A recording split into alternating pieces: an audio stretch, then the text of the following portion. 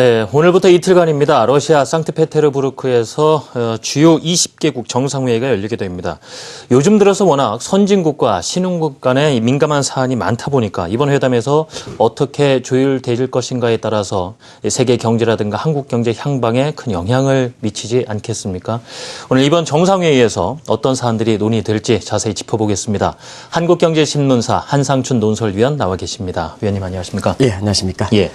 자, 전 세계는 이목이 집중되고 있는 주요 20개국 정상회의가 오늘부터 열리게 되는데요. 이번 회담에서 어떤 내용이 논의될지부터 정리해 주시면 어떨까요? 예, 대체로 그 매스컴을 통해서 많이 알려졌습니다는 매스컴에 알려지지 않은 내용을 중심으로 해서 좀 말씀드리면요. 일단은 그 세계 경제 지금 정책적으로 대전환 이런 상태이죠. 예. 양적으로 정책의 출구 전략할 것이냐 하는 측면에서 세계 경제 진단이 상당히 중요하거든요.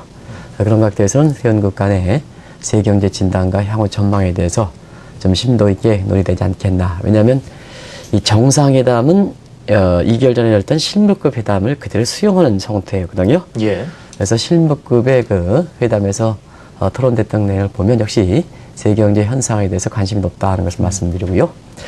뭐니 해도 경제 측면에서는 출구 전략에 대해서 이 미국이 그 출구 전략 추진하면 다른 국가들도 동시에 영향을 미치기 때문에 회원국 간의 그 입장 전이가 상당히 중요한 최대 안건이다 이렇게 보시됐습니다. 그리고 최근에는 그 각국들의 그 거시경제 어떤 기조 내지는 목표를 변화시키고 있는데요. 이런 과정에서 어떤 쪽으로 우선순위를 설정할 것인가 하는 이 문제도 중요한 그 안건이 되겠다는 걸 말씀드리고요. 또 우리도 이제 문제가 되고 있었습니다는 사실 조세 회피 지역에 대한 규제. 예. 이 검은 돈이 세계 그 투명사에서 그만큼 빠지는 거기 때문에 국제금융시장 안정을 위해서는 역시 조세 회피 지역에 속해 있는 검은 돈 향방, 또 북한의 여러 가지 검은 돈 이런 것도 굉장히 있을 때 우리 입장에서는 굉장히 관심이 되지 않지 않나 생각합니다. 그리고 경제 외적인 측면과 경제 문제가 같이 결부되어 있습니다는 시리아 문제에 대한 어떤 입장 변화, 입장 조율 이런 것도 이번 회담의 중요한 안건이다 이렇게 보시겠습니다. 자, 그럼 지금부터 주목해 볼 만한 사안 한 가지씩 자세히 들여다볼 텐데요. 아무래도 가장 중요한 것이 선진국과 신흥국 간의 입장 차이가 가장 클 수밖에 없는 출구 전략에 대한 내용이 되겠는데요. 어떻게 논의될 것인가 하는 부분입니다. 이번에는 어떻게 예상이 가능하세요? 예, 최대 안건이고 가장 민감한 사항이다 이렇게 볼 수도 있습니다. 일단은 그 신흥국들도 선진국도 물론이거냐 신흥국도 출구 전략은 추진해야 된다는 입장에 대해서는 지난 2개월 전에 실무급 회담보다는 더 전향적이다. 출구 전략은 필요하다 하는 것은 이번에 공감대가 형성되어 있다 이렇게 보시면 되겠습니다. 왜냐하면 누누이 말씀드린 경제 정책의 여건이 지금 정상화되고 있는데 사실 특정 국가를 위해서 출구 전략 추진하지 않고 비상대책, 비정상적 대책을 가면 정책 환경과 정책 간의 미스매치 형 때문에 사실 또 다른 위기가 발생할 소지가 있거든요. 그래서 출구 전략은 신흥국들도 공감한다 이렇게 보시면 됐습니다. 예. 그렇지만은 이 문제가 사실 신흥국에 많은 타격을 주고 있기 때문에 추진하는 그 방법이라든가 시기에 있어서는 좀 입장 조율이 필요한 것이 아닌가 이렇게 보고 있거든요. 그래서 박근혜 대통령께서도 이번에 그런 말을 강조하시고 이렇게 보시면 됩니다는 추진 시에 역시 출구 전략은 안정 대책이다. 그러면 다른 국가들도 금융시장이라든가 경기 안정시켜야 되지 않느냐. 그럼 지금 상태에서 이해관계가 서로 다른 걸 가지고 이렇게 안정시키려면 어떻게 될 것이냐.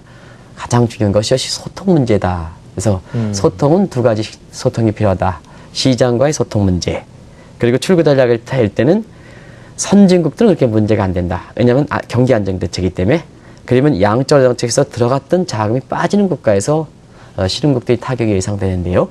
그 신흥국과의 소통이 필요하다. 그래서 시장과의 소통, 또 신흥국과의 소통 이 문제가 이번에 어떻게 조율될 것이냐 하는 것이 가장 관심인데요. 정작 그 소통의 주도권을 질 거라고 보이는 이런 그 선진국들은 출구 전략에 대해서 또 신흥국의 입장에 대해서 상당히 미온적 입장이다 이렇게 됐습니다. 그렇군요. 자, 출구 전략 추진 문제와 관련해서 현호소 경제부총리도 언급을 했었던 부분인데요. 우리의 공식 입장이죠. 리버스 스필 오버가 이 신흥국의 공식 입장이 됐다고 하는데요. 그 내용 자세히 들여다봐야겠습니다. 실무급 회담 7월 달에 현호소 부총리께서 지금 말씀하신 대로 리버스 스필 오버 이런 용어가 있는데요. 현 부총리가 먼저 얘기하신 게 아니고 이명박 정부 때 사실 한미 간의 통화수협정 체결할 때 당시에 나온 용어다 이렇게 볼 때 했습니다. 사실 한미 간 그 통화수협정을 촉결시키기 위해서 만약에 한미 간 통화수협정을 체결이 안 될 때는 한국만의 문제냐, 미국도 문제냐 했을 때는 한국이 만약에 외환위기 이렇게 발생할 경우에는 결국은 미국도 주요 수출국 입장에서는 한국 경제가 상당히 안 좋을 경우에는 역으로 역풍을 맞지 않겠느냐. 이게 리버스 필오프는 우리가 보면 역효과다 뭐 이렇게 역전염 효과다 이렇게 표현합니다는 아마 시청자분이 가장 쉽게 하는 것은 역풍을 맞는다 이렇게 보시면 되겠습니다. 일상생활에서.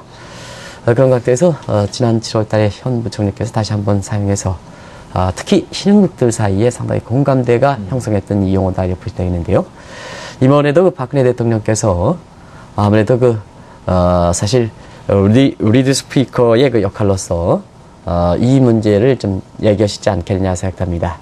그런 각도에서 출구 전략과 관련해서 리버스 스피로버라는 것은 사실 출구 전략이 이렇게 신흥국의 입장이라든가 경제 사정이라든가 이런 걸 생각하지 않고 선진국의 입장만 감안해서 이 출구 전략을 추진할 경우에는 신흥국이 타격을 받는다. 예. 그러면 신흥국 타격을 받는 것은 신흥국 자체 문제냐 하면 지금처럼 세계가 하나의 국가가 되고 소위 경제 여건에서 보면 레벨 플레이닝 필드 하나의 그 운동장처럼 되는 상태에서 보면 결과적으로는 선진국도 역풍을 맞지 않겠느냐 하는 이런 차원에서 아마 그 한국이 이 내용을 실무급 회담부터 주장했는데요. 예. 지금 신흥국들 사이에서는 가장 공감대가 형성되고 있다 이렇게 보시면 되겠습니다. 예. 결국에 양적 완화 정책을 급히 처리하면 선진국도 좋을 것이 없다. 네, 그렇습니다. 알아서 해라. 이런 예. 일종의 경고성이다. 이런 얘기도 나오고 있더군요. 자, 지금까지 이 선진국과 신흥국 간에 이렇게 약간 이견이 있는 부분도 있고 또 이 회원국들 모두가 공감대를 또 가지고 있는 부분이 역시 경제정책 운용을 할 때 일자리 창출에 우선을 둬야 된다. 결국은 지금 뭐 실업 문제가 상당하다. 이대로는 안 되겠다라는 게 지금 만연해 있는 상황이네요. 예, 그렇습니다. 이 문제는 사실 앞으로 한국의 정책 당국자 입장에서 상당히 중요한 시사점을 던지지 않겠나 이렇게 보는데요. 지금은 경기 대책할 때, 자, 과거 이명박 정부에서 747 전략, 물론 이제 이게 굉장히 그 허상으로 지나갔습니다는 747에서 가장 먼저 난 게 성장률 7%거든요. 그러면 시청자 여러분한테 제가 여쭙겠습니다. 예. 자, 한국 경제 성장률이 7% 성장했다. 5% 성장했다. 4% 성장했다. 시청자 여러분 피부적으로 성장률이 4%, 5%, 7% 갔을 때 구별하시겠습니까? 사실 세계가 이렇게 하나의 그 운동장처럼 돼 있는 상태에서는 특정 국가의 성장률은 그렇게 큰 의미는 없다. 그러면 어떻게 되느냐? 성과의 과실을 국민 입장에서 떨어지는 게 중요하다. 그래서 국민의 선긋기가 필요하다는 의미다. 예. 그러면 국민의 선긋기 입장에서는 집권자 입장에서는 당신이 성장률 7% 달성하기 위한 홍보용 이 경기대책보다는 예. 사실 국민 입장에서는 성장률 관계없이 얼마큼 떨어지느냐. 내 경기를 내가 느끼는 경기를 체감 경기를 개선시켜 이게 더 중요하다. 예. 그런 각도에서 보면 체감 경기를 결정할 때 물가가 있고 일자리가 있는데 지금 물가는 지독히 안정돼 있습니다. 저는 뭐 물가 부분에 있어서 일부 추석을 앞두고 상당히 물가가 불안한데 왜 그러냐 하는데요. 지금 소비자 물가 같은 경우에는 월마트 효과, 할인마트 효과 때문에 과거 우리나라의 소비자 물가도 과거 5% 이상 됐습니다는 지금 2%, 3%입니다. 예. 세계가 경제 여건에 관계없이 거의 소비자 물가가 5% 이내이기 때문에 상당히 안정되어 있습니다. 이런 상태에서는 체감 경기를 중요할 때 역시 일자리가 중요하거든요. 근데 문제는 지금 금리 과정에서 일자리 문제가 워낙 그 상실됐었고 또 경기가 그 회복된다 하더라도 종전과 달리 일자리가 그렇게 회복되진 않고 있는데요. 예. 회복됐다고 해도 이게 질적인 문제입니다. 이번에 이제 회담에서는 회복됐다 해서 일자리가 늘어난다 하더라도 중요한 건 뭐냐? 양질의 일자리가 중요하다. 예. 양질의 일자리가 중요하다. 너무 일자리가 늘리는데 중점이 되면 비정규직이라든가 시간제거처럼 외형상 취업돼 있지만 국민들의 사회 병리 현상을 줄이는데 자아실현이라든가 이런 게 왜곡되어 있는 이런 일자리가 늘어난다는 얘기거든요. 이거는 뭐냐? 세계 경제 입장에서 또 다른 불안 요인. 예를 들어서 월가의 시위 폭동, 런던 폭동, 한국의 서울역 광장의 시위 이런 게 나올 가능성이 있기 때문에 재정적인 측면에서는 또 다른 부담이 되지 않겠습니까? 그래서 이번에는 거시경제의 우선순위를 일자리 창출해 주되 단순히 일자리 창출이 아니라 질 좋은 일자리 창출 이런 쪽에 마치자. 이 문제는 선진국이든 신흥국이든 다 공감한다 이렇게 볼 때 있습니다. 그러니까 일자리가 늘더라도 일단은 고용에 대한 불안감 해소해주는 쪽으로 쭉 풀어가야 된다는 말씀이고요. 또 하나 궁금한 사안이 역시 지난번 실무급 회담에서 최대 관심사였는데요. 아베노믹스입니다. 이 부분을 어떻게 조율할까요, 이번에는? 아까 김 기자께서 예. 엔달러 환율이 99엔대 이런 쪽이 되는데요. 예. 이건 일본의 그 아베노믹스가 힘이 있어서 사실 엔달러 환율이 다시 100엔대 가는 건 아니다. 미국 경제가 지금 워낙 좋기 때문에 사실 미국의 경제 여기서 달러 강세, 엔화 약세니까 엔달러 환율이 100엔이다. 그러면 아베노믹스는 그만큼 탄력을 잃었다. 7월 20일 날 참여연 선거에서 아베 정부가 압승을 거뒀는데도 불구하고 역시 아베노믹스의 성공을 거두기 위해서는 소비세 인상, 재정 정책의 보완이거든요. 그런 각도에선 재정의 보완이라든가 이런 측면에서는 역시 아베 정부의 가장 집권층에 해당되는 지지층에 해당하는 사람의 세제 개혁이라는 아주 매스를 가야 되는데요. 아베 정부 입장에서 그게 힘들지 않느냐. 왜냐? 정치 2세대 입장에서 권력의 맛을 봤기 때문에 예. 가장 집권층의 일본 경제 생각하고 일본의 후손 세대를 위해서는 자기의 집권층 관계없이 매스를 가야 되는 이게 권력의 맛을 본 사람은 힘들지 않느냐 하는 차원에서 아베노미스가 탄력을 잃은 상황이 되기 때문에 실무급 회담보다는 이번 회담에서 사실상 시리아라든가 이런 회담이 있기 때문에 우선순위가 밀릴 가능성이 있지 않느냐 하는 생각이 드는데요. 예. 그럼에도 불구하고 선진국에서 자국통화 평가절하하는 이 아베노믹스는 역시 주목을 받을 수밖에 없다 하는 각도에서 이번에 보면 상당 부분 종전에 달리 지지 입장에서 중립기조 내지는 독일 같은 경우는 상당 부분 아베노믹스를 추진하지 말라 하는 추진하면 추가적인 아베노믹스를 추진하면 한일전쟁 불사하겠다는 이런 입장을 강하게 비치지 않겠나 이렇게 보고 있습니다.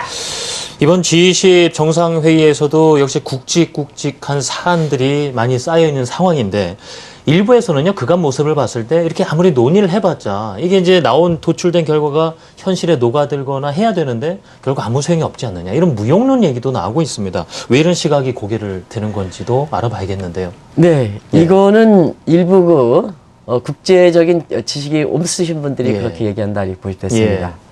이 G20 회담이 세계경제 최고 단위, G7 대신해서 세계경제 최고 단위가 됐지만 G20은 국제협의체입니다. 협의체라는 것은 여기서 합의된 내용이 회원국 간의 이행력 강제력이 적다. 만약에 여기를 위반했다 하더라도 뭘 규제할 수 있는 사안이 없다는 얘기입니다. 그래서 국제협의체이기 때문에 그렇다. 그러면 그동안 많은 안건들이 논의되고 공동선언문 형태로 나왔죠.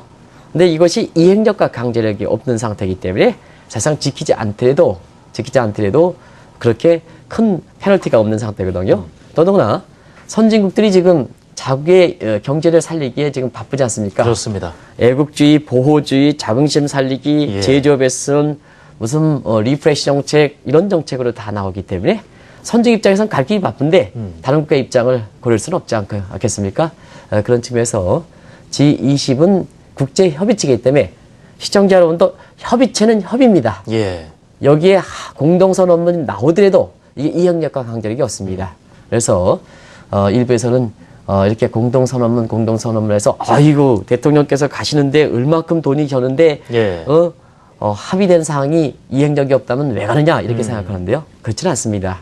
왜냐하면 세계 주요국들이 G20에 참여했다는 그 자체가 그 나라의 위상을 국제적으로 가시하는 겁니다. 더더구나 글로벌 금융위기를 풀어가는 데는 각국 간의 공조가 필요한데요. 공조가 필요하면 만나야죠. 공식적으로 많은 사람이 만나서 얼굴을 맞대야죠. 그 자체로도 상당히 의미가 있기 때문에 국제협의조에서 최근에 안건들이 잘 이행되지 않으니까 무용론을 얘기합니다는 그거는 국제 감각이 많이 떨어지시는 분이 얘기하는 거다 하는 걸 말씀드립니다. 서로 만나는 우리 상황이 이렇다라는 어떤 이해관계의 폭을 넓히는 것 자체만으로도 외교적으로 큰 의미가 있다라는 말씀이세요. 자, 그래서인가요? 이번 회담에서요, 지난번에도 강조를 많이 해주셨습니다. 우리나라 입장에서 또 역할 측면 봤을 때 신흥국과 선진국 간의 가교의 역할이라고 할까요? 거기서 신흥국의 또 입장을 대변하는 우리나라 역할이 상당히 중요하다고 말씀해 주셨는데요. 이번에도 마찬가지겠죠? 예, 그렇습니다.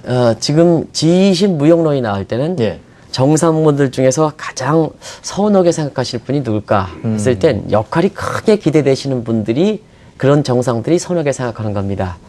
그 중에 한 분이 아마 박근혜 대통령이 되시지 않겠냐 생각하는데요.